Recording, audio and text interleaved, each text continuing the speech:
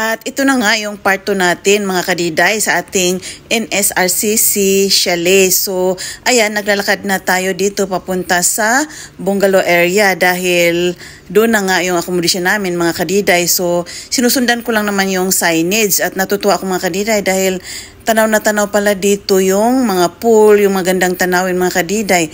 Kaya sa party na ito, very clear siya, walang nakaharang na mga mga kahoy-kahoy. So, meron din silang, hindi ko alam, 2 or 3 ba na swimming pool. Tapos, meron din silang mga family room, mga kadiday, KTV, karaoke, at saka bowling. Ayan, family zone.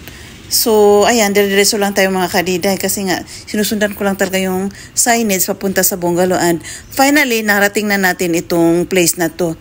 Ito naman ay talagang papunta na tayo, malapit na tayo mga kadiday. Ayan, natatanaw na natin yung mga bungalow. At sa bandang ito mga kadiday, very happy ako dahil nakikita ko na yung mga signage na 15 to 17. So, talagang malapit na mga kadiday. At ito na nga siya mga kadiday, yung place. So, hindi muna ako pumasok dahil binidyohan ko muna dito sa labas. At ayan, pagpasok natin mga kadiday, nag-start na si chef ng fire para mag-start na yung barbecue. Tamang-tama talaga yung dating natin mga kadiday. Kaka-start pa lang. Tapos, ito namang mga kasamahan natin, hindi daw nila alam kung anong gagawin. Hindi daw nila alam anong mag-barbecue ng mga tita natin mga kadiday. So, ayan, ito naman siya lang talaga ang sabi ko naman marunong naman ako ng konti, hayaan nyo na. So, yun na nga, dumating si Jess, yung kaibigan nating Pinoy din, mga kadiday. Sabi niya, marunong din siyang mag-barbecue. Siyempre, magaling talaga tayo dyan, mga kadiday. Pero kasi may dala-dala siyang marinated chicken at saka mga sliced fruits, may drinks pa.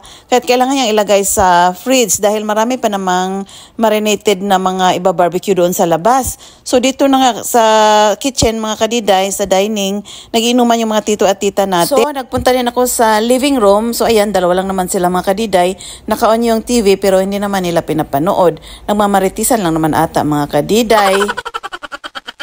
At ayun na nga mga kadiday, tumulong na talaga tayo dito sa pagbabarbecue. Ayan, tuwang-tuwa din naman sila mga kadiday dahil ganyan-ganyan lang pala, madali lang palang gawin. Sabi ko, oo. Sabi naman ni chef, dapat walang gap, magkadikit-dikit lahat. So, yun, ginagawa namin mga kadiday. So, happy na si chef mga kadiday dahil at least meron nang tumutulong sa kanya.